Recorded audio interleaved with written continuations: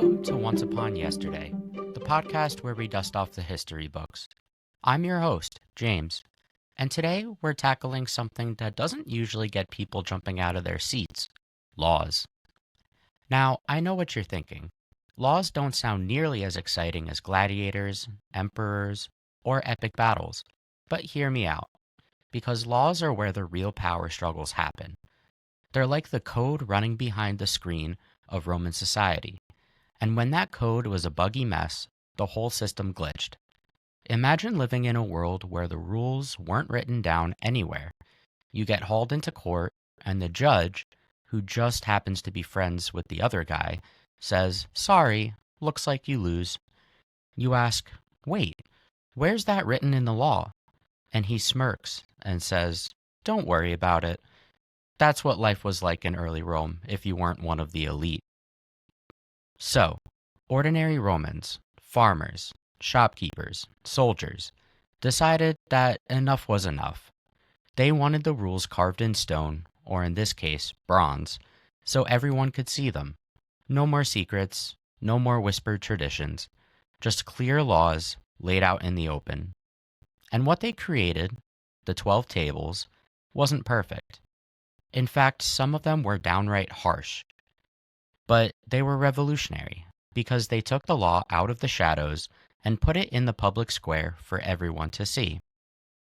So today, we're going to step into the streets of ancient Rome, about 450 BCE, where a fight for fairness set the stage for something bigger: the very idea that justice should be written down, visible, and the same for everyone. It's the beginning of a story that still echoes in our courtrooms and constitutions today. All right, let's head back to a Rome before marble statues and mighty emperors, a Rome that's still figuring out the rules of the game. Let's see how a few bronze tablets changed the course of history. So let's paint the scene. Rome in the mid-400s BCE. This is not the Rome of marble temples, gladiator games, and emperors strutting around in purple capes. Nope. This Rome is still a teenager. Think acne, voice cracks, and a lot of growing pains. It's a republic, technically, but not the kind of republic where everyone feels included. On one side, you have the patricians, wealthy, powerful families who can trace their ancestry back to Rome's founding. They're like the kids in school whose parents donated the gym, so they always just happen to be captain of the basketball team. On the other side, you have the plebeians, farmers, shopkeepers, artisans, and soldiers, basically the folks doing all the work to keep Rome running. Here's the catch. The plebeians had almost no real power. The patricians controlled the government, the courts, and most importantly, the laws. And when I say they controlled the laws, I don't mean that they were just the lawmakers. I mean they kept the rules a secret. Seriously. Imagine being told, "Hey, you broke the law." And when you ask, "Which law?" the answer is, "Trust me, you broke it. Now hand over your goat." That's basically how Rome functioned. Laws weren't written down. They were oral traditions passed down and interpreted by the patricians, which meant the plebeians never really knew where they stood. Every court case was like playing a board game where only one player had the rulebook. And the patricians liked it that way, because if rules are fuzzy, you can always bend them. If a patrician owed a plebeian money, well, maybe suddenly the unwritten law says you don't have to pay back debts to someone beneath your social rank. If a plebeian accused a patrician of wrongdoing, guess who the judge was? Another patrician. You can guess how often those cases went well. So the plebeians started to push back. They wanted something radical, laws that were public, written down, visible. A system where you could actually point to a rule and say, "See, this is what the actual rule says." Now here's where it gets spicy. The plebeians didn't just politely ask for change. They went on strike. Entire communities literally walked out of the city and set up camp outside the walls in protest. Imagine if every grocery store worker, bus driver, and delivery driver in your town just left at the same time. Suddenly, no food, no supplies, and no soldiers in the army. That's how Rome felt when the plebeians packed up. This was called the conflict of the orders, basically Rome's first class struggle. And it worked. The patricians, faced with the city grinding to a halt, had to compromise. They agreed that yes, the laws would finally be written down for all to see. And at that moment, when the plebeians said, "We're not going to play this rigged game anymore," it was the first real step towards transparency and accountability in Roman law. But before those famous bronze tablets went up in the Forum, Rome had to pick a group of people to write them. And that's where our story takes the next twist. So the plebeians had won their first big victory. The patricians had agreed the laws would finally be written down, but that left one very big question. Who was going to do the writing? Enter the decemvirs, 10 men appointed specifically to draft Rome's first legal code. Imagine Rome setting up its own version of a constitutional convention, except instead of powdered wigs and quill pens, you've got stern-faced senators in togas with wax tablets and stern faces. Now, on paper, this was a bold move. The Romans didn't want one person writing the rules. That smelled a little bit too much like kingship. And remember, they kicked their last king out of town not too long ago. So instead, they went for a committee. 10 men, all patricians at first, with the weight of the Republic on their shoulders. The decemvirs didn't just sit in the Senate chamber scribbling notes. They were given full power to govern while they worked. That's right, full power over the Roman Republic for 1 year. They were the law. Rome hit pause on its usual political system and said, "Okay, guys, write us something fair and don't mess it up." It was like putting your group project partner in charge of the whole school project for a semester. Bold choice. At first, it actually went pretty well. The decemvirs consulted Greek models because, hey, Athens was the trendy democracy of the day, and then started chiseling laws into bronze tablets. These weren't tucked away in some archive. They were put right in the Roman Forum, the bustling public square in the center of the city. That way, every Roman, patrician and plebeian alike, could see them. Think of it like posting the entire legal code on a giant billboard in Times Square. No more excuses, no more secret handshakes. If you wanted to know the rules, you could walk right up and point to them. This was groundbreaking. Remember, before this, laws lived only in the heads of the patricians. Now that they were etched in metal, it was Rome saying, "No more moving the goalposts." And for the average plebeian, that must have felt like a huge win. But here's where it gets a little tricky. The decemvirs were supposed to serve for 1 year, write up the laws, and then step aside so Rome's normal government could return. But power. Oh, power is tempting. By the time the first 10 tablets were finished, the decemvirs decided, we're not quite done yet, and we'll just stay a little bit longer. Sound familiar? It's the classic story of the committee that just won't disband. Like when your school sets up a temporary dress code committee, and suddenly, 3 years later, they're still around, still telling you the proper length of your shorts. So a second group of decemvirs was appointed, again, 10 men with sweeping powers. And this time, things went south.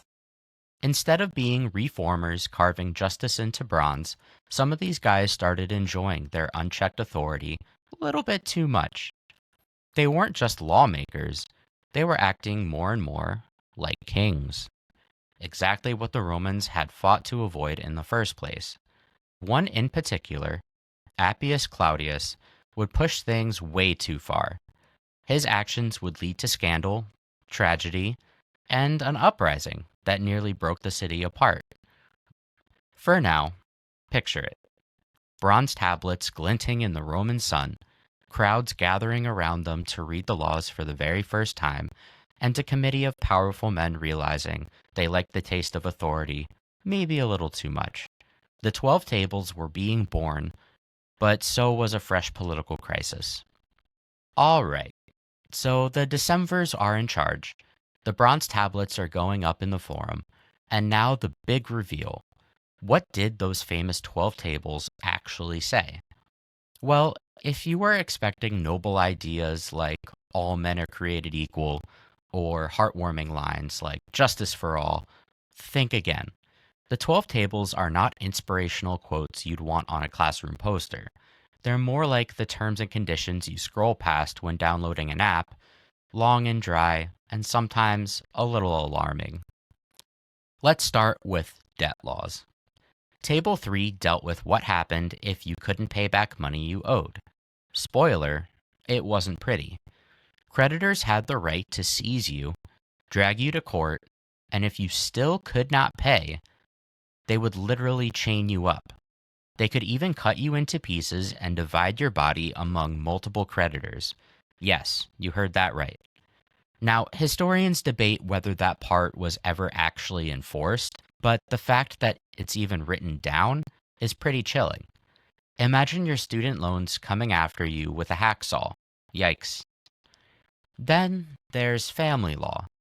Roman fathers, the patria potestas, had nearly unlimited authority over their households.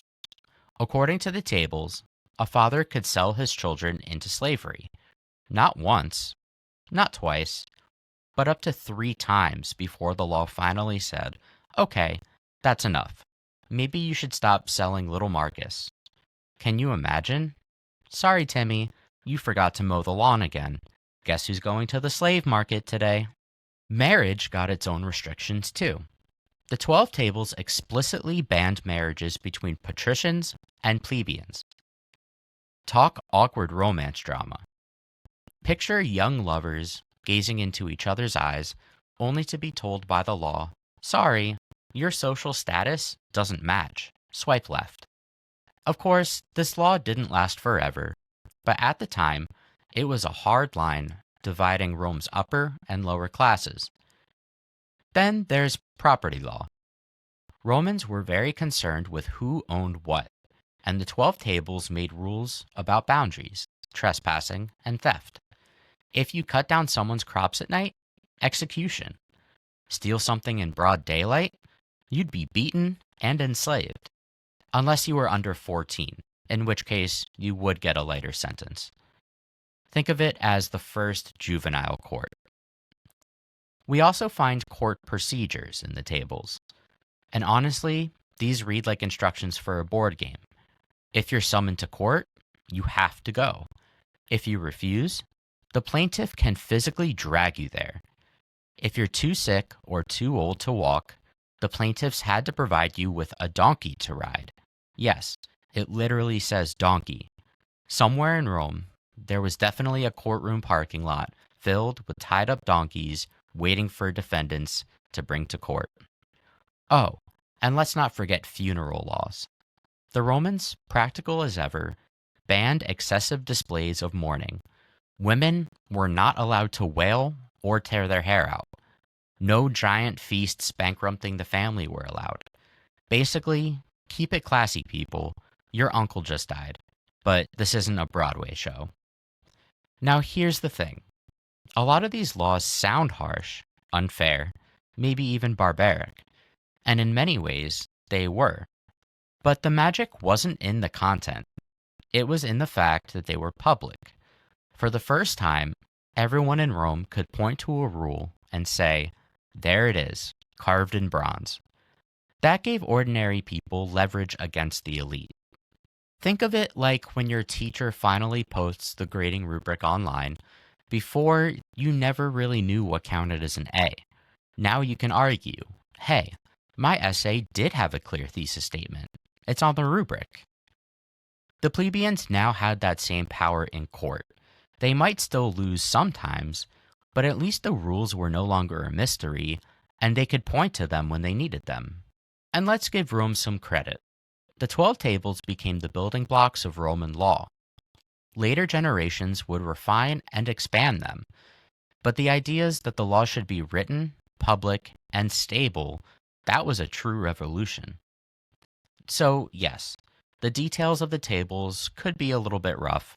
Debt slavery, class restrictions, brutal punishments, those were real. But for Romans, these tablets were a foundation. They were the first time the Republic said, here are the rules, everyone can see them, and everyone, patrician and plebeian, has to play by them. Now, of course, writing the laws didn't magically make Rome fair. In fact, as we'll see, the very people tasked with guarding these laws would soon twist them for their own gain. Because giving people power and expecting them not to abuse it, well, that's a gamble humans have lost many times over. Okay, so now we've got the laws written down on shiny bronze tablets hanging in the Roman Forum for everyone to see. But what did they actually mean for the average Roman? Let's step into the sandals of a plebeian and take a walk through the city. Picture it. You're a baker. It's early morning, the streets smell like fresh bread, goats are bleating, and merchants are shouting their prices in the marketplace. You're selling loaves. And along comes a patrician customer. He buys 2 loaves, then later accuses you of shortchanging him. Before the 12 tables, this was a nightmare. He might drag you to court, his cousin might be the judge, and surprise, surprise, you lost. But now? Now you can march right up to the forum, slap your hand on the bronze tablet, and say, show me the law. Even if the laws still leaned in his favor, at least you both had to play by the same published rules. It was Rome's version of holding the receipts. For ordinary Romans, this was huge. It gave them leverage. Even if they couldn't always win against the elite, they could still hold them accountable in the way they never could before. Think of it like when your teacher finally posts the classroom expectations and rules. You may not always be able to do what you want, but at least you know what you can and can't do, and what the consequence will be if you break those rules. The tables also shaped the rhythm of everyday life. Let's say your neighbor builds a fence that creeps over into your property. Before, you'd be at the mercy of his patrician connections. Now, you could point to the section on property boundaries. Or maybe you're accused of theft. You could demand a proper trial, witnesses, and procedures laid out in the code. Even family life felt the impact. Kids knew, probably with some nervous glances, that their fathers had enormous legal power over them. Fathers could even sell their children into slavery up to 3 times before the law finally said, okay, maybe that's enough. Stop it. Not exactly heartwarming, but at least it set limits where none existed before. And imagine being a teenager back then. Today you might argue with your parents about a curfew or borrowing the car. Back then, your dad could legally sell you. Suddenly, being grounded doesn't sound so bad. Religion and funerals also came under the tables. Ever been to a funeral that felt a little over the top? Romans had the same problem. So the 12 tables laid out rules. No excessive mourning. No tearing your hair out in public. No gold jewelry buried with the dead. The law basically said, keep it simple, folks. This is a funeral, not a Broadway show. Even the small, ordinary disputes of daily life were touched by the code. Someone borrowed your tools and didn't return them? There was now a legal process for that. Someone injured your livestock? There was a penalty for that too. These were not grand, lofty principles. They were practical, nitty-gritty rules for keeping order in a city that was fastly growing. And that's the thing. The 12 tables weren't written for philosophers. They weren't even written for historians like me to gush about centuries later. They were written for bakers, farmers, soldiers, people who just wanted some clarity about how to not get ripped off, cheated, or crushed by the system. Were the laws always fair? No. Plebeians could still get the short end of the stick. Punishments were harsh, debt laws cruel, and social barriers real. But compared to the total mystery of the old system, this was progress. It's a bit like when a school finally posts the cell phone rules and starts to enforce them. You might think they're unfair. Why can't I text during lunch? But at least everyone knows where the line is. And when a teacher tries to confiscate your phone outside of those rules, you can point and say, hey, that's not what it says. For the Romans, the 12 Tables created a shared language of justice. It didn't end class conflict, far from it, but it gave ordinary people a fighting chance to argue back. And for the first time, Rome's laws belonged not just to the elite, but to the public. However, as with any system, giving people rules isn't the same as making sure those rules are fairly enforced. And when the very people in charge of upholding the law start bending it to their own advantage, well, things can get ugly. And that's exactly what happened next. So far, the story of the 12 Tables sounds like progress. The plebeians fought for fairness, the patricians relented, the laws were written down for everyone to see. Cue triumphant music, right? Well, not quite. Because remember the Decemvirs, the 10-men committee charged with drafting the laws, weren't exactly eager to hand over power once they had it. The first group did their job and carved out the 10 tablets. But then a second group took over to finish the work, and that's when things went off the rails. Think of it like a student council given temporary authority to run the school. At first, they make some reasonable policies, but then they start canceling gym class, reserving all the cafeteria pizza for themselves, and handing out detentions for anyone who questions them. That was the Decemvirs, drunk on power, acting less like lawmakers and more like a council of dictators.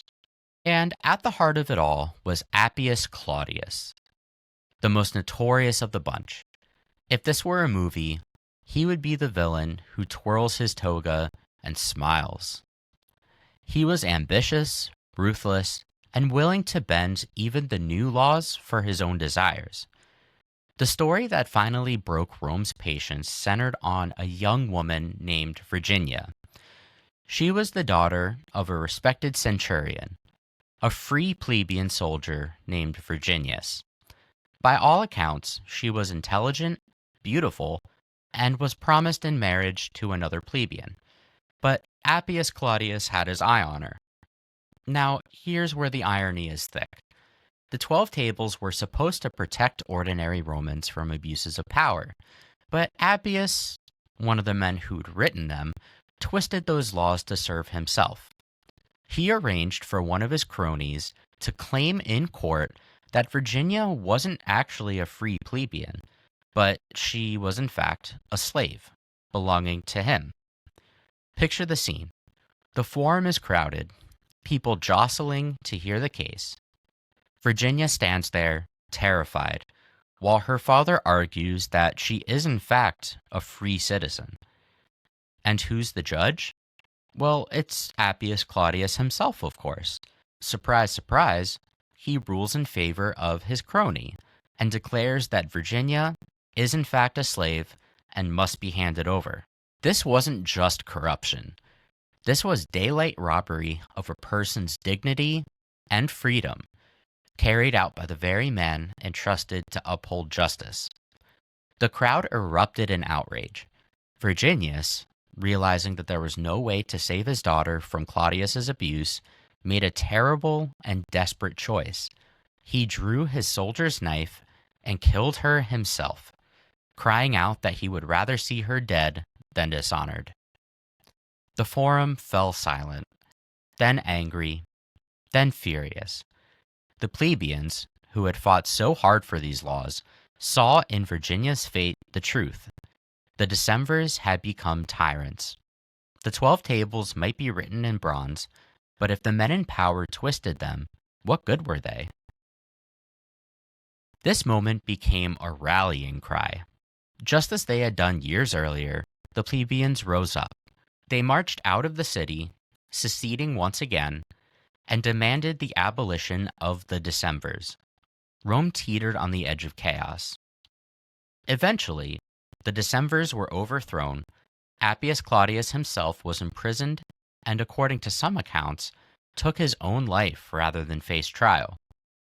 The Republic restored its normal government, and the 12 Tables, despite their dark association with scandal, remained in place. But the lesson was clear. Writing down laws is important, yes, but unless you have the systems to keep leaders in check, even the clearest rules can be twisted into weapons. Power, once concentrated, has a way of bending justice to serve itself. It's a warning that still echoes today. You can write the fairest constitution in the world, but if those in charge ignore it or twist it, then it's nothing more than words on paper, or in this case, bronze. So, after all that drama, the walkouts, the Decemvirs, and the tragedy of Virginia, you might be wondering, why should we care about these dusty bronze tablets from 2,500 years ago? Well, here's the thing. The 12 Tables were more than just rules for debt, property lines, and funeral behavior. They were a turning point. They created the idea that laws should be public, stable, and apply to everyone. And that's something that we're still building on today. Let's break it down. First, the idea of public law. Before the Tables, Roman justice was like playing a sport where only one team knew the rules. Afterward, everyone could at least read the playbook. That concept, laws as something visible to all citizens, shaped the way future societies thought about justice. It's the ancestor of our printed constitutions, our online legal codes. Even those giant employee rights posters you see taped to break room walls. Second, the Tables introduced the notion of procedure, that there's a set way of doing things in court. You can't just accuse someone and throw them in chains. You have to follow steps. Summons, witnesses, testimony. It was clunky, sure, but it laid the groundwork for legal due process. Fast forward 2,000 years, and you get ideas like innocent until proven guilty and the right to face your accuser. Those didn't spring out of nowhere. They evolved out of traditions that started with these tablets. Third, the Tables gave us a model for legal equality, at least in theory. Now, let's be real. Rome was never a utopia of fairness. Women, slaves, and foreigners were still outside full protection, and patricians held the upper hand. But by carving laws in bronze, the Romans made a radical statement.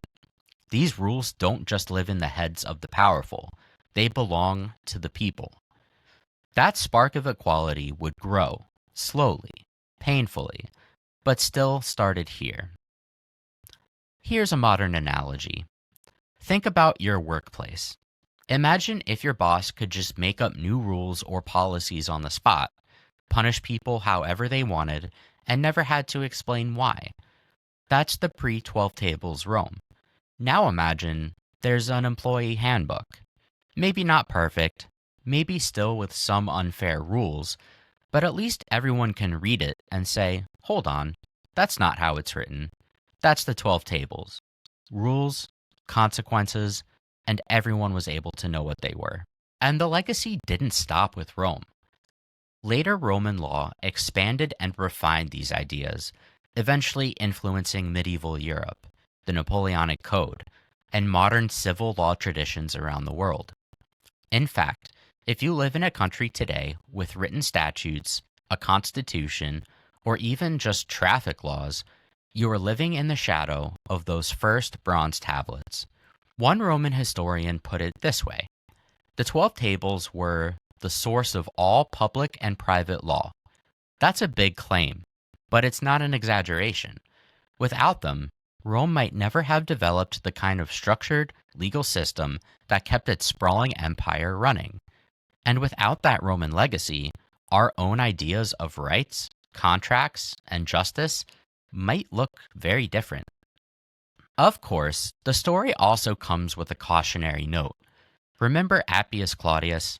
Even with those laws carved in bronze, leaders still twisted them for personal gain. That's the reminder. Laws matter, but so do the people enforcing them. A system is only as fair as those trusted to guard it. So, why do the 12 tables matter? Because they're the first draft of the messy, imperfect beginning of an experiment that's still unfolding. They remind us that justice isn't a finished product, it's a process that started with a few angry plebeians demanding fairness and a government finally admitting, all right, let's write them down. And that's the legacy. Not perfect laws, not perfect leaders, but the beginning of an idea that rules should be clear, public, and for everyone.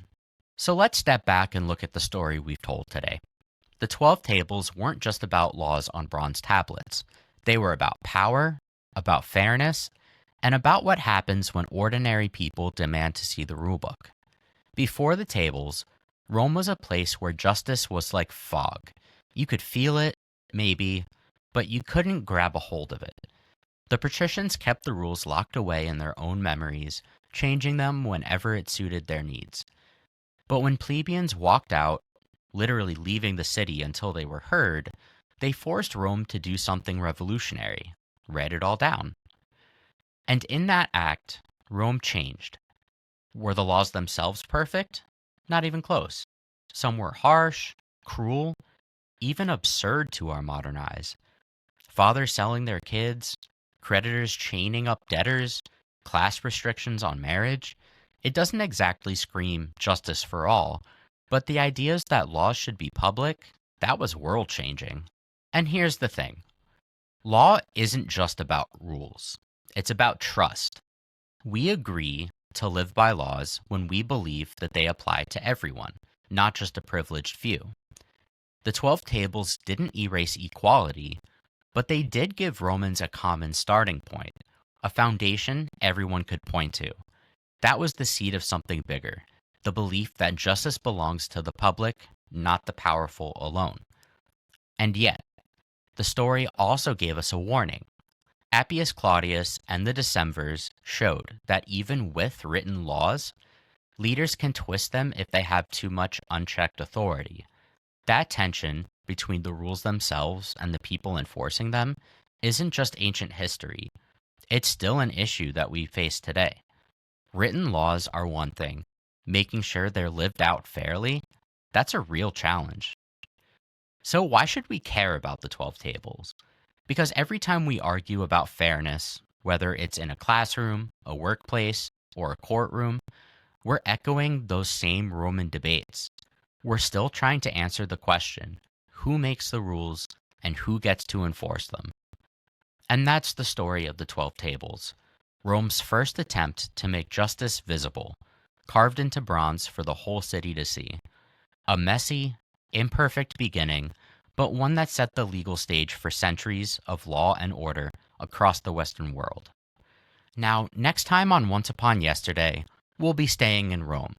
Last episode, we talked about rise of great men like Julius Caesar, and we also talked about the fall of the great republic that Rome fought so hard to put in place. We will see the rise of new men who would take power and shape Rome into how they wanted to see it. But that story's for another day. Thanks for listening to Once Upon Yesterday, and please, don't forget to follow the podcast so you don't miss the next chapter. And if you enjoyed today's episode, please share it with a friend who also loves a good story. Until next time, remember, history isn't just about what happened. It's about the rules, the struggles, and the choices that still shape our world today.